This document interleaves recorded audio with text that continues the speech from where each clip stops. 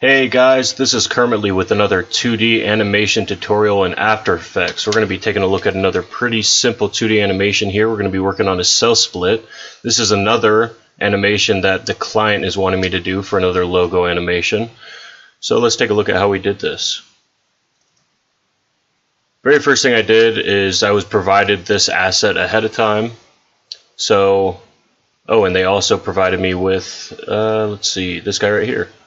It's pretty low quality, but it's just for reference, so I kind of know like where they wanted these to end up once the cell split.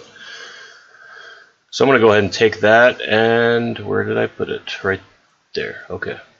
Oh, it's already in here. Okay. So I've got this opacity at 48. I just resized it to where I needed it to be, and then I turned the opacity down a little bit so I could kind of use it as a guide for the final position for these two cells. I'm going to hide that for now, and we're going to take a look at this cell 1. Now the first thing I did is I took this asset into this composition and I duplicated it right away, and then I just added some basic movement. I've got my starting position here, and then my ending position here. Again, I just used this as a reference for kind of how I wanted those to end up. So I'm going to hide this second one here, and we're going to take a look at this first guy. So like I said, I've got a keyframe here for position, scale, and rotation, because all three of those things are going to be happening during this movement from point A to point B. Pretty simple.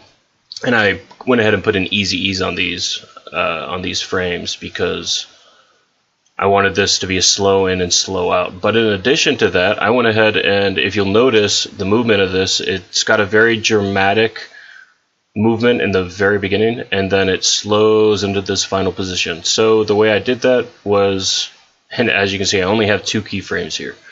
I'm going to select all of those and open up my graph editor. Now make sure you're on the speed graph, because we're not affecting the values here, just the speed from one keyframe to the other. So I'm going to, since I have everything selected, got all those points showing up. I went ahead and selected all my points, grabbed the handle and pulled it all the way to the left. It was over here somewhere, and we can take a look at what that actually looks like. Not as good, huh? It's it does have a little bit of a slow in, slow out on both of those, but I wanted it to really move quickly while it was splitting and then slow in to its final position. So like I said, I grabbed all these and I dragged it all the way to the left. So you've got more dramatic motion here and less dramatic motion near the end. We'll take a look at cell 2. Whoops. Turn off my graph editor. Take a look at this. I have all these keyframes on the exact same frames because I wanted these two cells to move in unison. I really just did the same thing. We're going to hide this guy. I have the scale on this one a little bit smaller than the other one so that it can neatly hide behind that as this thing splits. Let me hide that again. Alright, so yeah, I've got the scale a little bit lower. As far as the starting point goes, a little bit smaller than my other one. And this was really the same thing. I have this pointed a little more vertically here as its starting point because I wanted it to rotate a lot as it split, just for some added motion. I thought it would look pretty good, and it did. Easies on these as well. I did the same thing here. I grabbed all these, dragged it to the left with the control, and we're good. Pretty quick and easy. I'm going to turn that back on. So I've got these two, if I turn the shape off, I just got these two cells basically splitting apart here and slowing into their final position. From here, all I did was I added a simple shape layer. Now as my starting point, I had the width at 0. I'm going to select this so you can see it. I have the width on this thing as 0, and then at the end I have the height as 0. So if I take these middle keyframes out, you can kind of see that it resizes itself there from point A to point B. And I have an easy ease on both of these as well. Obviously I wanted it to be a slow in, slow out movement, but it's not actually affecting that much, so that's not a big deal. But as you can see, this is poking out of both sides, and we do not want that because it's going to look really funky later on if we've got, you know, hard edges poking out of this thing, which is why I resized this. I resized it here. If we delete that, yeah. Resized it so that it was connecting the two already at this point. And then onto here, this keyframe, all I really did was I made it a little bit wider because I wanted it to really look like they were grabbing onto each other a little bit longer. And then obviously it comes down to this point where it's non-existent. Make sure that you have on your shape layer, not super important, but I turned my stroke down to, that should be 0. Stroke down to an opacity of 0, because if you take a look at this thing, if I turn the opacity back up to 100, it adds like a stroke on the outside of this shape, just a little bit, which I really never want. I want it to match the shape that I'm working with. And then one last thing is, if you take a look here, if I delete this opacity key that I have at the end here, I was getting just a little bit of visibility on this thing, even with, oh, maybe it's, yeah, a little bit of opacity on this thing still. You can still see it a little bit, so that's why I went ahead and did this guy right here. I added a keyframe, one before the end of the movement and then one at the end, opacity of 100 and then 0, just to make sure that this thing really disappears completely. Probably wouldn't be noticeable, not a big deal, but something to keep in mind. Alright, yeah, that's the entire effect right there. We're going to put some controls on this thing, but as far as moving your assets around, that's really all we have to do. Now with that composition, I created a new composition, or I should say I brought them into my main composition that I already had created. Here I've just got, as usual for these logo animations, I've got my icon circle and a white solid behind that because it's transparent in the middle. And then I've got my split composition. Now on this split composition, and one thing to keep in mind for any new After Effects users is you can't put an effect on a composition unless it's within another composition, right? Like if I come to here and I'm like, all right, I have my split layer here, I want to immediately throw this wave warp onto my split. Well, you can't do that, and you know these are all within your composition. So just a little point to help you guys out. Alright, so we're going to take a look at this. I have some effects on this split here. I've got 1, 2, 3, 4 effects on this. We've got a roughen edges, which is what is going to make this thing look, it's going to smoothen the edges between that square that we created and these actual cell shapes. And this turbulent displace, what that is doing for us is it is warping these a little bit as they split, to make it look like they're really pulling apart there. You can see all the distortion in here, and this whole thing's kind of being distorted. And then I've got Wave Warp 1 and 2. Wave Warp 1 is so that, I mean, you can't really see it as these are splitting, but like in the after animation here, you can kind of see there's a little bit of movement on the surface of these. It's like a little bit of a wave effect that makes these look kind of like gelatinous or like cells. And then Wave Warp 2 is what's making these things bob up and down to make it look like they're maybe floating in a liquid, which they would be in your body. Okay, so, and it's just added movement so that, you know, they're not just sitting still once they finish splitting. Alright, but for the actual split animation, we're just focusing on roughen edges and turbulence displace. So if we take a look at roughen edges, I'm going to actually duplicate this, hide our original, and then I'm going to take everything else off so we can look at just the roughen edges. Alright, so with just the roughen edges on, this is what we have, which is what I was saying. You can really just use the roughen edges if you wanted to keep this super simple. There's no warping or disturbance in this, but it is affecting how these cells interact with this square shape, or it's softening those edges. It should be called soften edges. Anyways, border is basically affecting how much it's going to be blending these together. Generally, you don't want this too high, especially with this type of effect, because you're going to start getting a little bit of transparency here and it's not going to look right. So I just kind of bumped this up to roughly around where I thought I needed it. I just started at 0 and kind of moved it up to somewhere in here, 36. Edge sharpness is going to affect how sharp these individual pixels are. But if you bring it up too much, it could start making it look, yeah, like right through here, it's looking a little jagged.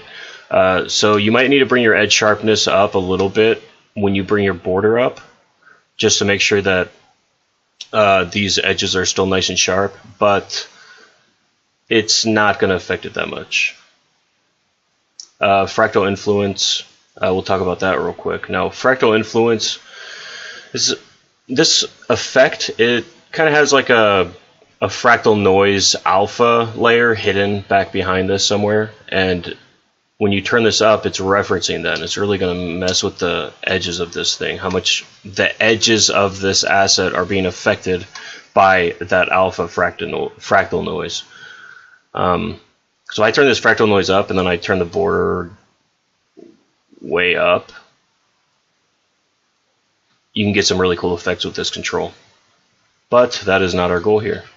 I'm going to undo all that. So that's our control right there. Pretty straightforward. The only keyframes I have on this is for the fractal influence.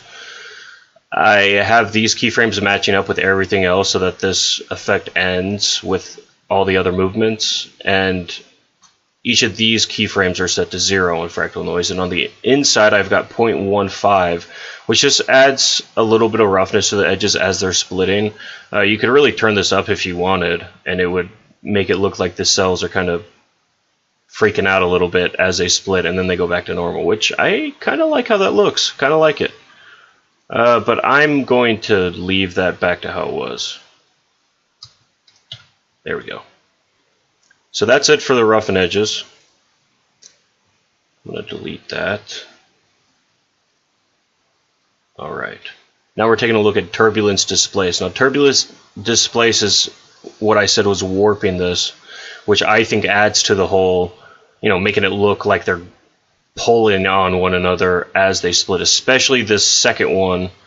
It's being pulled and warped right here where it's disconnecting from the original cell. It really makes it look like it's pulling out of it.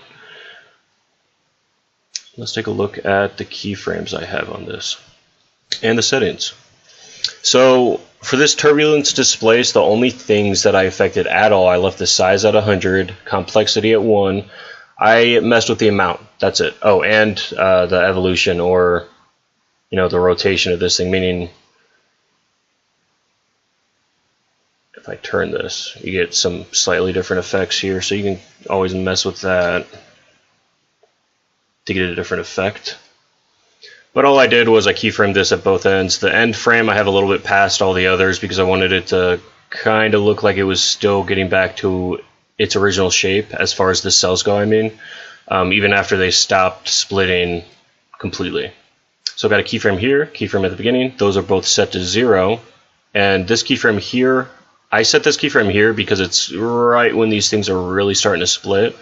And then it slowly goes back to normal all the way through because I have an easy ease on both of these end keys. And the amount I use, 50. This you're just going to have to mess with. This is what I used for this project, but this is really situational based. You're going to have to mess around with these controls to get the effect that you're looking for. But there it is. 53 is the amount I used, right at that keyframe, right around in there. And it really makes this thing look good. Now, that's all you need to know, really, as far as the actual split, but this video will continue on for another minute or two because I'm going to talk about these wave warp effects real quick if you're interested in knowing that, so stick around if you want to know how that works. Alright, so wave warp 1. I'm going to duplicate this guy again, hide the original, and I'm going to take out everything except wave warp 1. Now this is the wave warp I have affecting kind of the shape of these cells.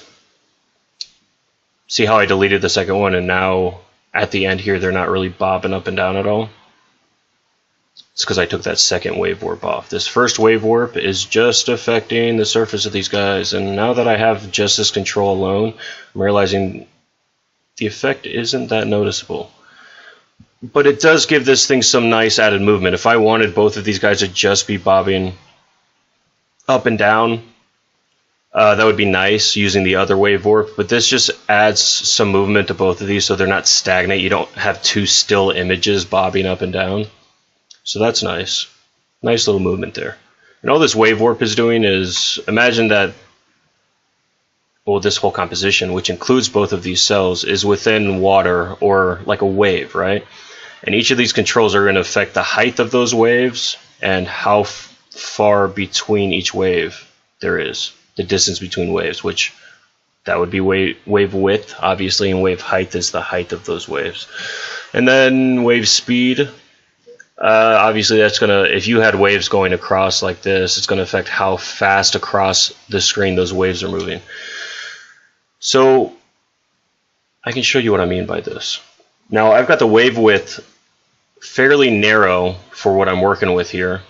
If I turn this wave width way up like I did for my second wave warp, then these whole cells would be bobbing up and down, right? But I have it very small, so when I turn this wave height up, ooh, it's really distorting those things. The frequency of the waves is a lot closer together, so as this movement happens, it just looks like the surface of these is kind of moving around, kind of like a gelatinous type liquid.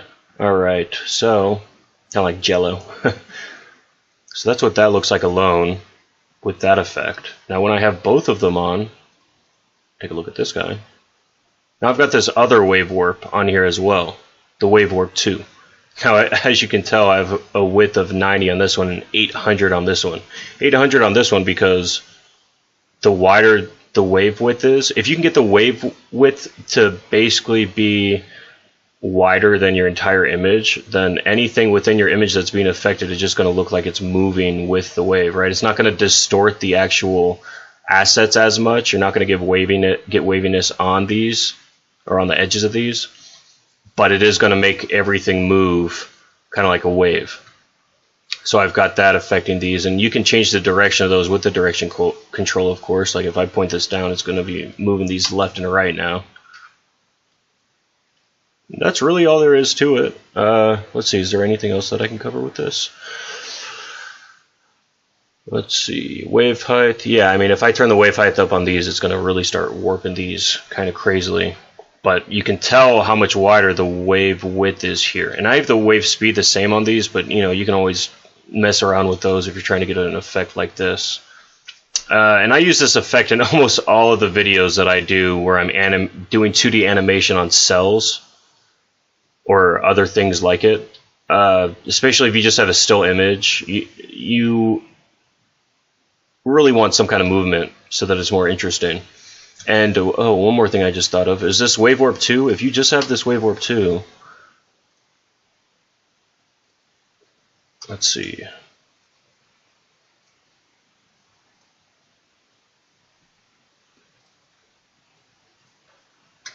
Just wave warp 2. Okay. You can see that even without the other wave warp on there, you're still getting some distortion with these. Meaning, if you look at this cell right here while I'm moving, the left side of this cell kind of dips down first, then the right side dips down, and then the left side starts to dip up, and then the right side follows. I prefer this for this type of movement, especially with these types of objects, you know, that aren't stagnant solid objects. It really adds just very, very quickly and easily. It adds a little bit of a warp effect already, which makes these things to look more alive, more fluid. There's more motion. There's, you know, it's adding a little bit of follow through. All right, I'm going to delete that. Go back to my main. Again, I have this cells also on this layer as a reference. As I was working with this, just, you know, I can turn it on every once in a while just to make sure that things are lining up where the client wanted them to. And it's not exact, but, you know, they give me assets and I have to adjust where I need to make the animations look right. And I think that this one turned out pretty nicely. Let's take a look at that full thing real quick. Let this load through. I love that effect so much. Alright, well there it is. The entire cell split animation with all the effects explained. I hope you guys enjoyed this video. Please leave a comment. I really appreciate any kind of critiques or advice or questions. I'll try to get back to you guys as quick as possible. If you like this and want to see more, please subscribe and like this video, and I will talk to you guys soon.